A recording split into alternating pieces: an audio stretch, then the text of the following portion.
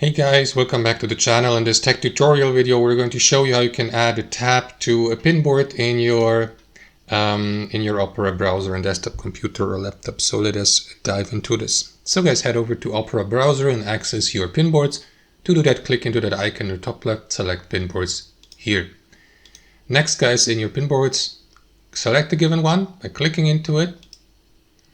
And then you may add a tab, for example, by clicking into this button. And then you will see all open tabs here. Now, as you can see, tabs where you're accessing, for example, Opera settings or are on the home screen, can't be edited. It need to be, I don't know, external websites or something like that, according to this layout here. So, for the sake of this tutorial, I will go with this tab here, google.com and Instagram. You may also click into Add All Tabs here.